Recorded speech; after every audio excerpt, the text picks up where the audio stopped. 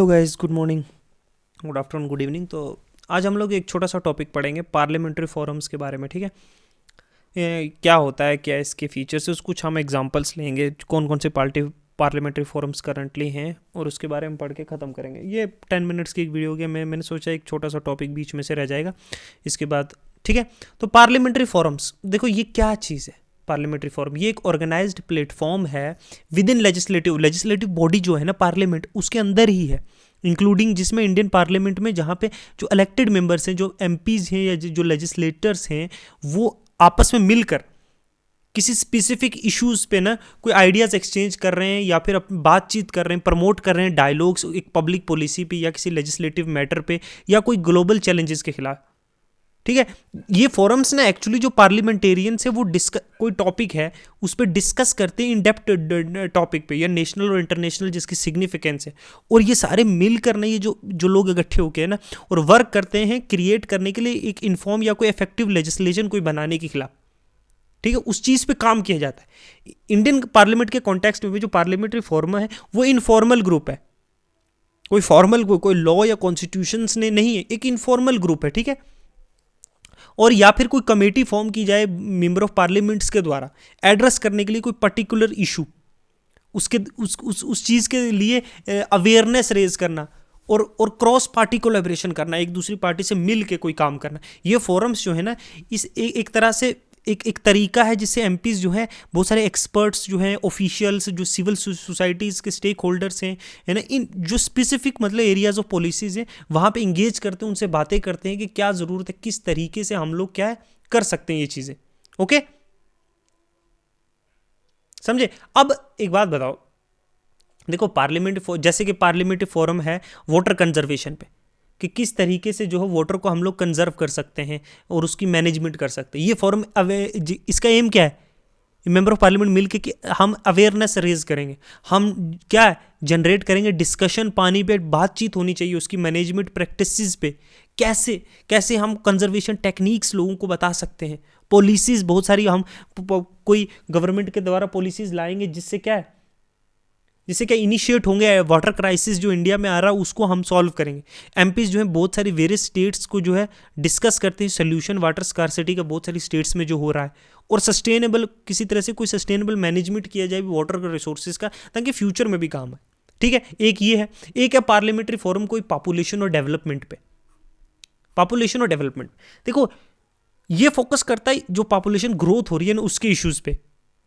ठीक है, ये लोग जो एमपीज हैं मिलकर बाकी स्टेक होल्डर के साथ भी जो है सिविल सोसाइटीज़ के साथ मिलकर जो है लोगों में अवेयरनेस लाई जाए, क्या इफेक्ट्स हैं पॉपुलेशन आवर ग्रोथ के, फैमिली प्लानिंग क्यों इंपॉर्टेंट है, एक सस्टेनेबल डेवलपमेंट क्यों है। सस्टेनेबल मतलब माइंड में रख के फ्यूचर जनरेशन को भी जो चीज़ सस्टेन कर पाए लॉन्ग ड्यूरेशन तक। ये फोरम वर्क करती है अवेयरनेस रेज करने पे और चैलेंजेस पोज करता है। जो पॉपुलेशन इंडिया में जो पॉपुलेशन ग्रोथ के चैलेंजेस हैं वो लोगों को बताए जाएंगे कि food scarcity, water scarcity, homes नहीं है, प्रॉपर सैनिटेशन नहीं होगी एक्सेसिव पॉपुलेशन से। तो एमपीज जो है इंगेज करते हैं डिस्कशन में इन पॉलिसीज़ के साथ और एम करते हैं कि किसी तरह से मैनेज किया जाए पॉपुलेशन ग्रोथ, इंप्रूव की जाए हेल्थ केयर फैसिलिटीज़, अचीव किए जाए सस्टेनेबल डेवलपमेंट गोल्स हैं जो हमारे जो यूएन ने दिए हुए हैं, समझे। फिर पॉपुलेशन पार्लियामेंट्री फोरम जो इन्वायरमेंट और क्लाइमेट चेंज पे, देखो ये डिस्कस करता है जो अर्जेंट इन्वायरमेंटल इश्यूज हैं जो फेस कर रहा है India, including climate change, deforestation हो रही है, जो लोग पे जंगल काट रहे हैं, एग्रीकल्चर फील्ड वहाँ लगा रहे हैं, पोल्यूशन जो हो रहा है, एयर वाटर साउंड पोल्यूशन, और जो डिप्लीशन हो रहा है नेचुरल रिसोर्सेज का इतना फास्ट, इस पर डिस्कशन की जाएगी। इसके द्वारा इसके लिए पब्लिक में अवेयरनेस फैलाई जाएगी, क्योंकि अब मेंबर ऑफ पार्लियामेंट अगर कोई चीज़ को बोल रहा है तो उसकी क्रेडिबिलिटी होगी ना। ये फोरम में डायलॉग्स प्रमोट करते हैं और कैसे लेजिस्लेटिव बॉडीज़ कंट्रीब्यूट करती हैं एड्रेस करने के लिए इन्वायरमेंटल चेंज और चैलेंजेस और अचीव करने के लिए सस्टेनेबिलिटीज़। लेजिस्लेटिव बॉडीज़ कैसे कर रही है, world life protection act, biodiversities act जैसी चीज़ें लाकर। अब पार्लियामेंट्री फोरम ऑफ चिल्ड्रन देखो ये फोकस करता है वेलफेयर, बच्चों का इश्यूज, बच्चों को क्या इश्यूज हैं, चाइल्ड राइट्स के बारे में, एजुकेशन, हेल्थ, उनकी प्रोटेक्शन किसी एक्सप्लॉयटेशन से। ठीक है, चिल्ड्रंस फैक्ट्रीज में नहीं काम कर रहे, हैजार्डस प्लेस में, माइंस में नहीं काम कर रहे, उनके अब्यूज़, इन चीज़ों को सामने लाया जाता है, इन पे बात की जाती है कि इन पे ये लॉ बनना चाहिए, ये चीज़ें होनी चाहिए। तो ये फोरम एक क्या है, एक तरह का प्लेटफॉर्म जो है एडवोकेट करता है इंप्रूव करने के लिए लाइफ्स जो है चिल्ड्रंस की अक्रॉस जो है इंडिया। ओके, फिर पार्लियामेंट फोरम जैसे यूथ, देखो एडवोकेट करता है यूथ राइट्स और उनके वेलफेयर, जो जवान लोग हैं जो 18+ हैं, इंश्योर करता है कि जो वेलफेयर हो यंग पीपल्स का और उनको प्रोटेक्ट किया जाए, उनको प्रमोट किया जाए, इनके पास एजुकेशन की एक्सेस हो, इनको एम्प्लॉयमेंट मिले, इनको हेल्थ सर्विस मिले, इनको सोशल सिक्योरिटी मिले। एड्रेस किए जाते हैं जो की इश्यूज, बहुत सारे इश्यूज जो फेस कर रहे हैं ये पार्लियामेंट के सामने लाए जाते हैं। इन्हीं पार्लियामेंट फोरम्स के द्वारा जो बात की जाती है स्टेजेस पे, मीडियाज़ में डिस्कस किए जाते हैं, कौन क्या चैलेंजेस हैं इम्प्लीमेंट। मेंटल हेल्थ के बारे में बात की जाती है, बहुत सारे युवा जो हैं डिप्रेशन में, उनको क्वालिटी एजुकेशन मिलेगी कैसे। मेन और वुमेन जो है जेंडर इक्वालिटी की बात की जाती है कि नहीं, कि मेन और वुमेन्स के बीच में जेंडर इक्वालिटी। सब्सटेंस अब्यूज़ नहीं होने चाहिए, ड्रग्स जैसी चीज़ों से उनको दूर रहने की बात की जाती है, उनके हार्मफुल साइड इफ़ेक्ट बताए जाते हैं। यूथ को पार्टिसिपेट करना चाहिए पॉलिटिक्स और गवर्नेंस में, ये प्रमोट किया जाता है यूथ में। तो ये फोरम्स है, ये मैं कुछ एग्जांपल बता रहा हूँ और उनके फंक्शंस भी साथ साथ में आपको बता रहा हूँ कि क्या क्या हो सकते हैं।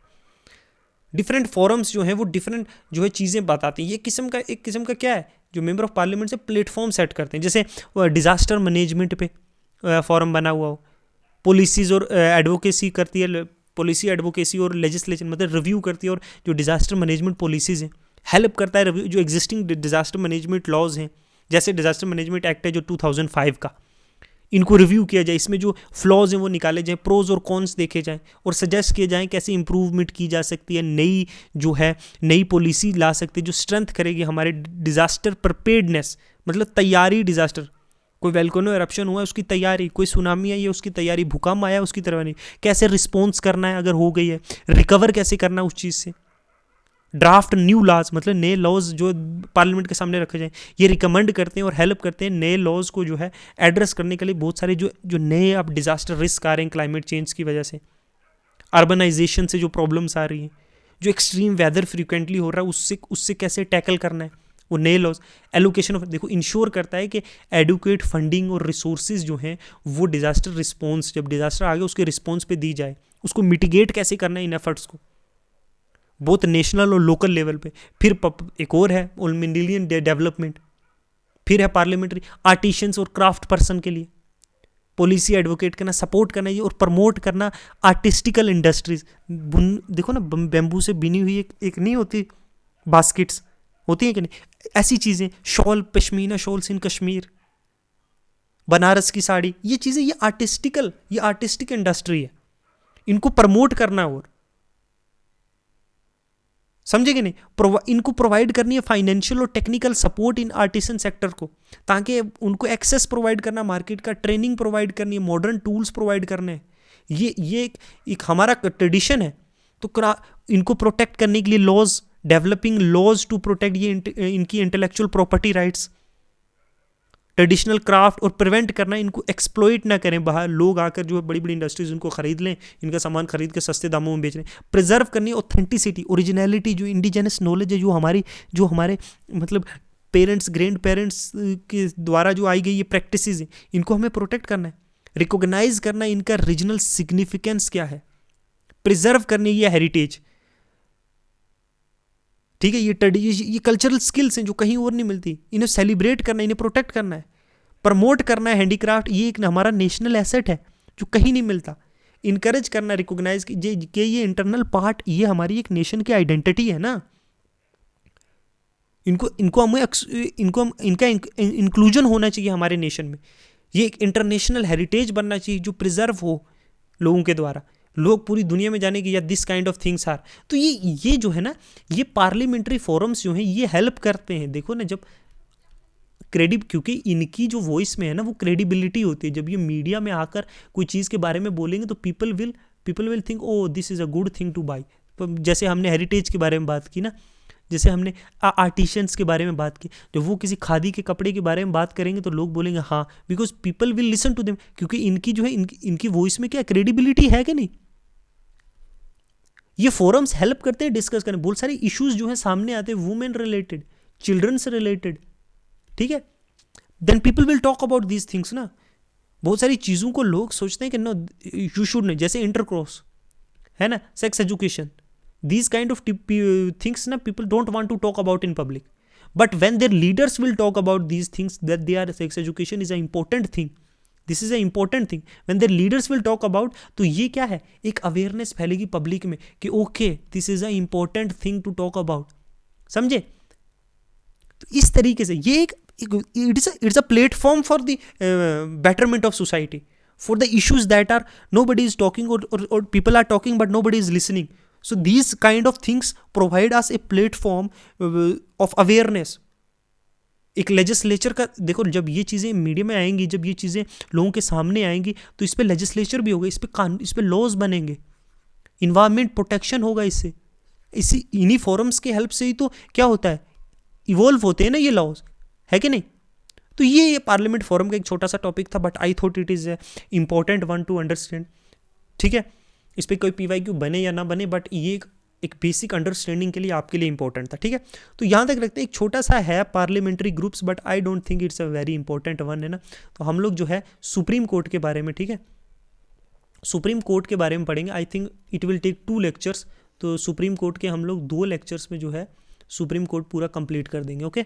उसके बाद हाई कोर्ट में चलेंगे, और फिर जो है हम लोग जो है सुप्रीम कोर्ट, हाई कोर्ट और लोअर कोर्ट करके सबऑर्डिनेट कोर्ट, फिर हम चलेंगे स्टेट लेजिस्लेचर, जो स्टेट गवर्नमेंट है उसके डिफरेंट पार्ट्स पढ़ेंगे।